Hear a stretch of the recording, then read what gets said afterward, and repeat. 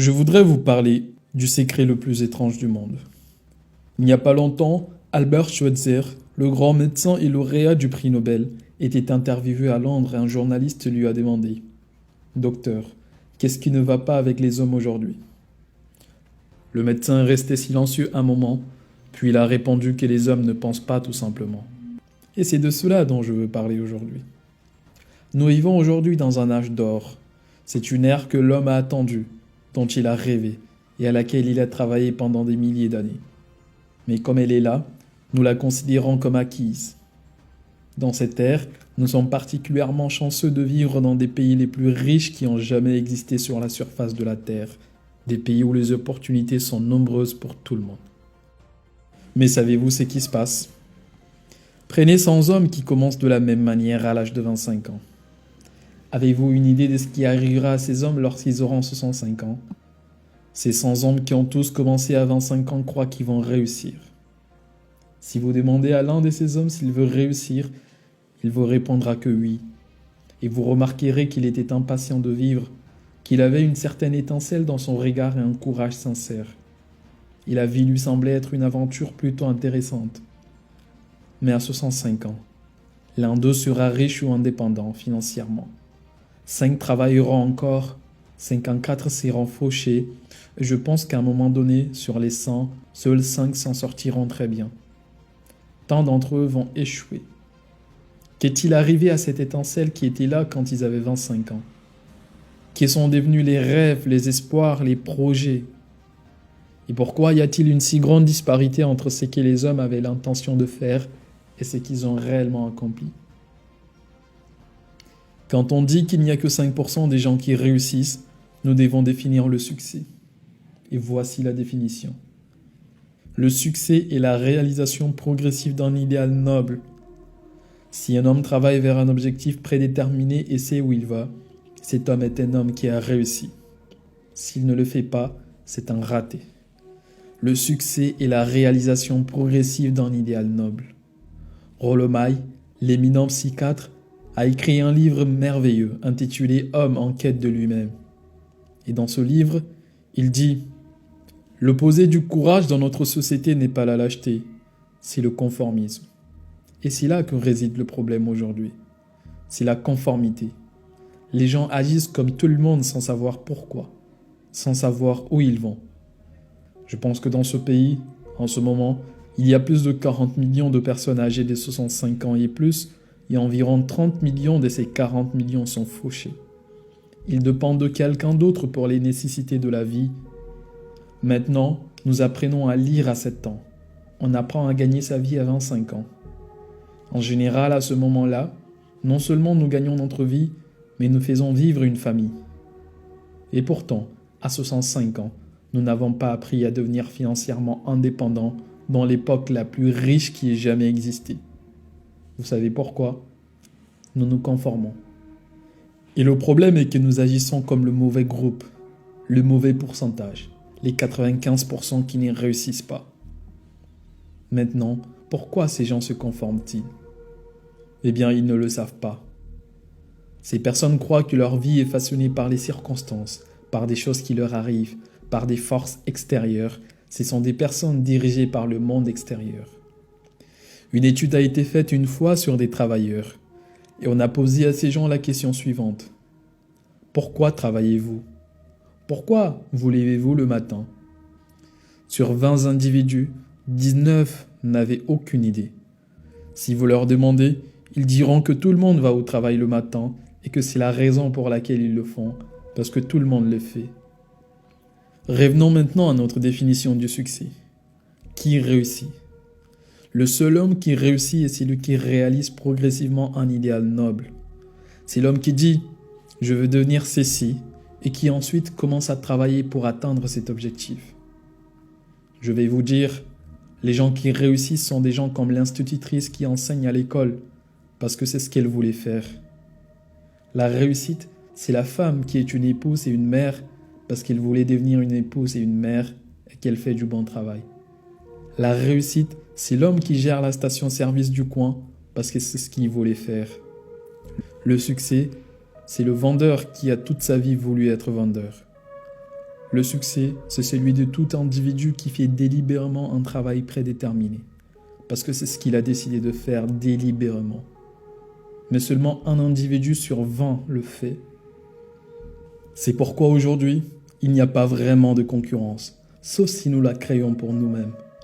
Au lieu d'être en concurrence, tout ce que nous avons à faire est de créer. Maintenant, pendant 20 ans, les experts ont cherché le facteur déterminant de la réussite d'un être humain. Y a-t-il une clé qui ferait de l'avenir une perspective dont nous pourrions parler dans une large mesure? Existe-t-il une clé qui garantirait la réussite d'une personne? Si seulement vous la connaissez et vous saviez comment l'utiliser, eh bien une telle clé existe et est accessible à tout le monde.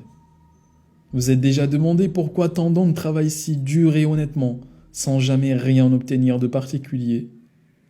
Et à côté, il y a ceux qui ne semblent pas travailler dur et pourtant semblent tout obtenir. Ils ont la touche magique. Vous avez entendu dire ça de quelqu'un. Tout ce qu'il touche se transforme en or. Et vous avez déjà remarqué qu'un homme qui a du succès a tendance à continuer à en avoir encore plus. Et d'un autre côté, avez-vous remarqué qu'un homme qui échoue a tendance à continuer à échouer? C'est à cause des objectifs. Certains d'entre nous en ont, d'autres non. Les gens qui ont des objectifs réussissent parce qu'ils savent où ils vont. Maintenant, pensez à un bateau qui quitte un port. Imaginez-le avec un voyage complet planifié. Le capitaine et l'équipage savent exactement où ils vont et combien de temps ils vont mettre. Ils ont un but précis. 9999 fois sur 10 000, ils arriveront à leur destination prévue. Maintenant, prenons un autre bateau tout comme le premier. Ne lui donnons aucun point de repère, aucun but, aucune destination. On démarre juste les moteurs et on le laisse partir. Je pense que vous êtes d'accord avec moi pour dire que s'il sort du port, il coulera ou finira sur une plage déserte. Ça sera une épave. Il ne peut aller nulle part, car il n'a pas de destination et n'est pas guidé. C'est la même chose avec un être humain. Prenez le vendeur par exemple. Aucun autre métier au monde aujourd'hui ne peut vous créer l'avenir d'un bon vendeur. La vente est la profession la mieux rémunérée au monde. Toutes les entreprises ont besoin de vendeurs de première classe et elles récompensent ces hommes. Le ciel est la limite pour eux. Quelqu'un a dit un jour, la race humaine est fixée non pas pour empêcher les forts de gagner, mais pour empêcher les faibles de perdre. L'économie actuelle peut être comparée à un convoi en temps de guerre. L'économie entière est ralentie pour protéger son maillon le plus faible. Tout comme le convoi devait aller à la vitesse qui permettrait à son navire le plus lent de rester en formation. C'est pourquoi il est si facile de gagner sa vie aujourd'hui. Il ne faut pas un talent particulier pour gagner sa vie et faire vivre une famille aujourd'hui. Malheureusement, nous avons une fausse limite de sécurité qui nous est imposée mentalement. Mais nous devons décider jusqu'où nous voulons aller. Revenons maintenant au secret le plus étrange du monde, l'histoire dont je vais vous raconter aujourd'hui. Pourquoi les hommes qui ont des objectifs réussissent-ils dans la vie et ceux qui n'en ont pas échouent? Eh bien, laissez-moi vous dire quelque chose que, si vous le comprenez très bien, immédiatement, si vous comprenez entièrement ce que je vais vous dire à partir de ce moment, votre vie ne sera plus jamais la même. Vous constaterez soudainement que la chance semble tout simplement être attirée vers vous. Les choses que vous voulez semblent juste tomber en ligne et à partir de maintenant, vous n'aurez plus de problèmes. Les soucis, la connaissance, la bulle d'anxiété que peut-être vous avez connue avant. Le doute, la peur, eh bien, ils seront des choses du passé. Voici la clé du succès et voici la clé de l'échec. Nous devenons ce à quoi nous pensons. Laissez-moi le dire encore une fois. Nous devenons ce à quoi nous pensons. Tout au long de l'histoire, les grands sages et les enseignants, les philosophes et les prophètes ont été en désaccord les uns avec les autres sur de nombreuses choses différentes. Ce n'est que sur ce seul point qu'ils sont en accord complet et unanime. Écoutez ce qu'a dit Marc Aurèle, le grand empereur romain. Il a dit que la vie d'un homme est ce que ses pensées en font. Disraeli a dit « J'ai acquis par une longue méditation la conviction qu'un être humain qui a un but déterminé doit l'accomplir et que rien ne peut résister à une volonté qui subsiste, même l'existence ou son accomplissement. Ralph Waldo Emerson a dit ceci: un homme est ce à quoi il pense toute la journée. William James a dit: la plus grande découverte de ma génération est que les êtres humains peuvent modifier leur vie en changeant leur attitude d'esprit. Il a également dit: il nous suffit d'agir de sang-froid comme si la chose en question était réelle. Elle deviendra infailliblement réelle. Elle s'intégrera tellement à l'habitude et à l'émotion que notre intérêt pour elle sera celui qui caractérise la croyance. Si vous vous souciez suffisamment d'un résultat, vous l'obtiendrez presque certainement. Si vous souhaitez être riche, vous serez riche. Si vous souhaitez être instruit, vous le serez. Si vous souhaitez être bon, vous serez bon. Seulement, il faut que vous souhaitez vraiment ces choses et que vous les souhaitez exclusivement, sans souhaiter en même temps, sans autre chose incompatible. Tout est possible à celui qui le croit. Le docteur Norman Vincent Peale a dit: c'est l'une des plus grandes lois de l'univers. Je regrette sincèrement de ne pas l'avoir découverte quand j'étais très jeune. Elle m'est apparue bien plus tard dans ma vie, et j'ai trouvé que c'est l'une des plus grandes, sinon ma plus grande découverte, en dehors de ma relation avec Dieu. Si vous pensez en termes négatifs, vous obtiendrez des résultats négatifs. Si vous pensez en termes positifs, vous obtiendrez des résultats positifs. C'est le simple fait qui est à la base d'une étonnante loi de prospérité et de succès. En 3 mots: croyez et réussissez. William Shakespeare l'a formulé ainsi: nos doutes sont des traîtres et nous font perdre le bien que nous pourrions tous gagner en créant d'essayer. George Bernard Shaw en a dit: les gens blâment toujours les circonstances pour ce qu'ils sont. Je ne crois pas aux circonstances. Les gens qui s'en sortent dans ce monde sont ceux qui se lèvent et cherchent les circonstances qu'ils veulent. Et s'ils ne les trouvent pas, ils les créent. Eh bien, c'est assez évident, n'est-ce pas? Et chaque personne qui a découvert cela pendant un certain temps a cru qu'elle était la première à l'avoir compris. Nous devenons ce à quoi nous pensons.